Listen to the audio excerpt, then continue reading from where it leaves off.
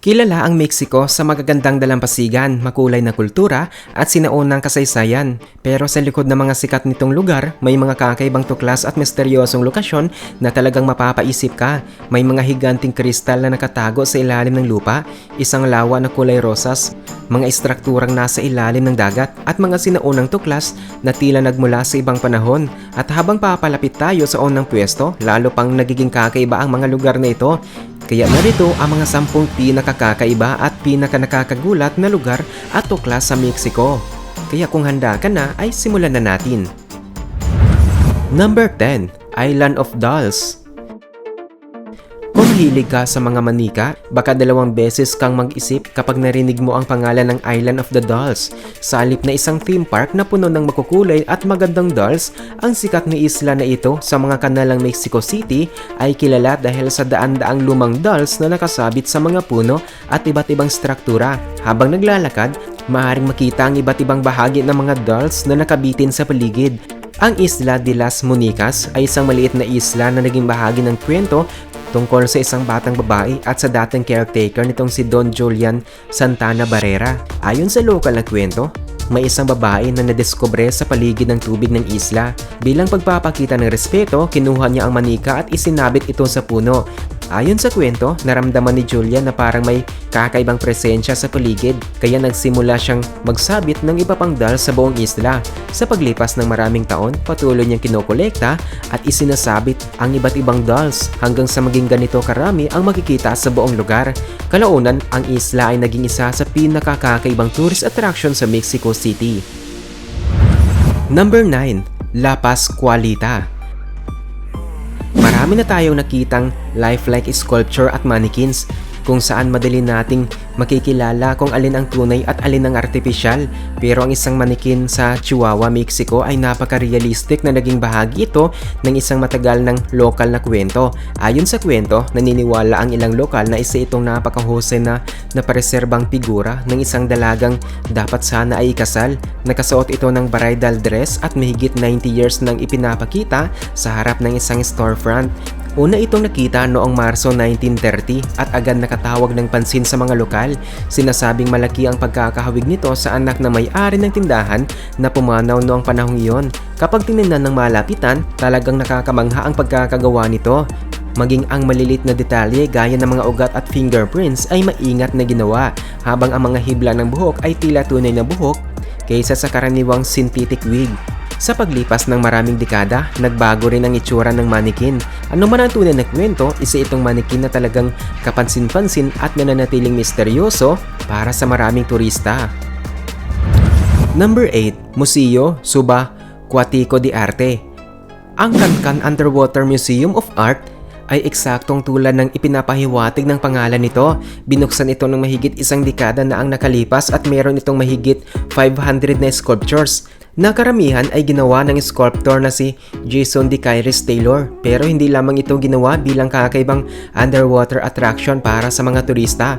May mas malaking layunin ang konsepto nito. Habang patuloy na nakakaharap sa iba't ibang pagbabago ang coral reef sa buong mundo, ang mga marine-friendly sculpture ay maaaring makatulong na lumikha ng bagong lugar para sa mga marine organism at coral growth. Para sa unang gallery, hindi kailangan ng scuba diving dahil hindi ito gaanong malalim. Pero bukod sa mga sculpture mismo, kapansin-pansin din ang algae at seaweed na unti-unting tumutubo sa mga ito na nagbibigay ng isa pang layer ng wonder habang unti-unti nagiging bahagi ng kalikasan ang mga artwork. Number 7. Las Coloradas. Ang tila napakalaking lawa na puno ng strawberry juice ay matatagpuan sa isang tahimik na bahagi ng Northeastern Yucatan Peninsula na kilala bilang Las Coloradas. Isa itong kakaibang tanawin ng lawa na kulay cotton candy na napapalibutan ng mapusyaw na asul sa kalangitan. Ang lugar na ito ay bahagi rin ng isang UNESCO Protective Biosphere na tahanan ng iba't ibang kakaibang uri ng hayop. Pero bakit nga ba kulay pink ang lawa? Kung nakakita ka na ng flamingo, maaring pamilyar sa iyo ang sagot.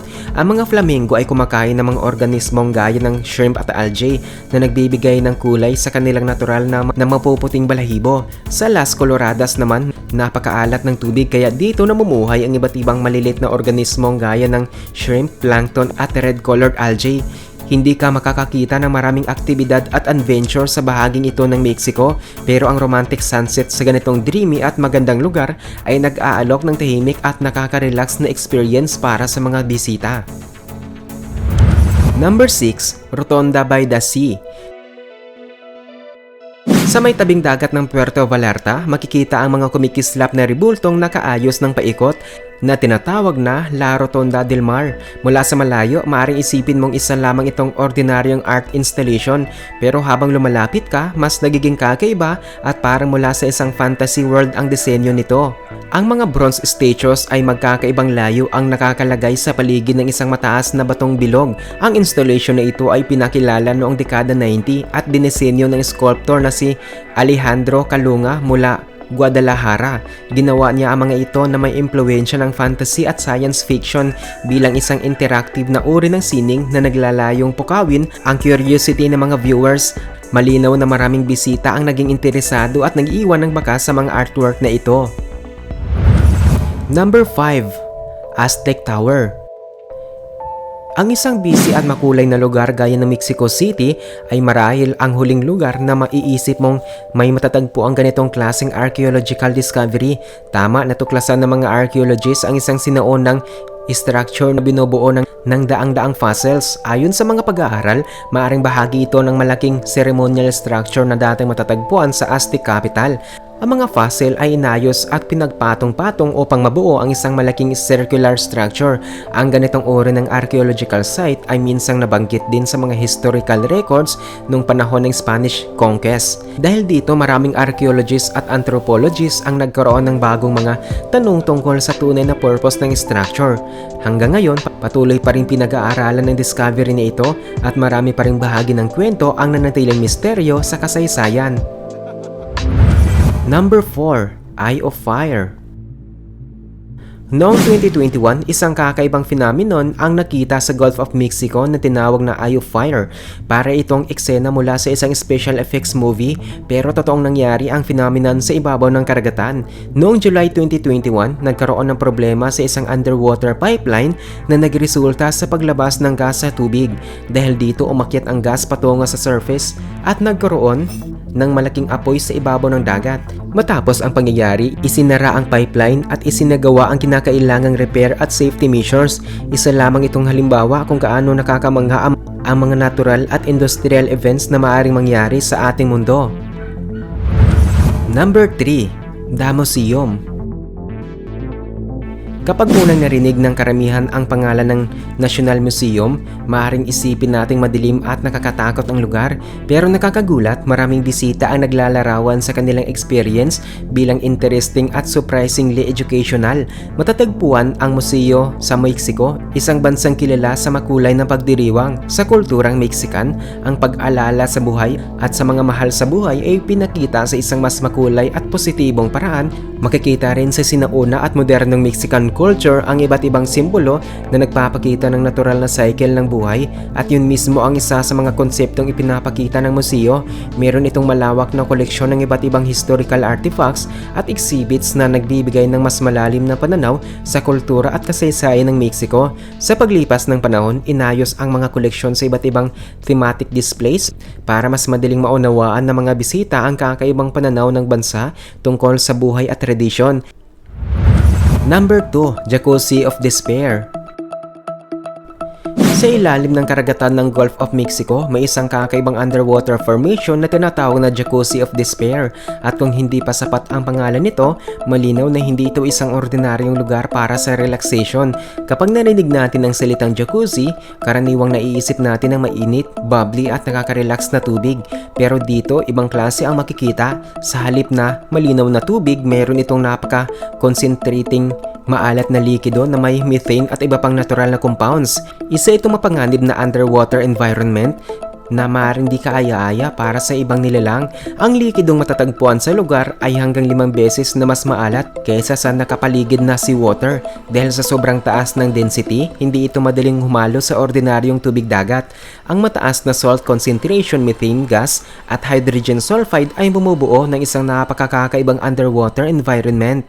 Kaya kahit mukhang kakaiba at interesting, ang lugar na ito ay isa sa mga halimbawa kung gaano karaming mysterious environments ang matatagpuan sa ilalim ng karagatan. Number 1. Cave of Crystals.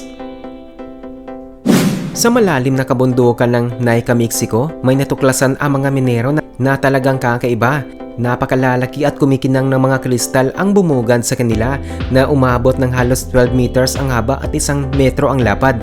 Ang mga ito ay nakapirme sa mga dingding at sahig ng kuweba na matatagpuan sa halos 300 meters sa ilalim ng lupa. Ang nakakamanghang discovery na ito ay agad nakakuha ng atensyon mula sa buong mundo at marami ang nagtanong kung paano nabuo ang ganitong kalalaking kristal. Ang Cave of Crystals ay nabuo milyon-milyong taon na ang nakalipas nang umakyat ang magma sa ilalim ng lupa at unti-unting nabuo ang kabundukan. Umabot sa 56 degrees Celsius ang temperatura sa loob ng kuweba. Dahil dito, kailangang maging lubhang maingat ang mga taong pumapasok dito at limitado ang oras na maaari nilang gugulin sa loob.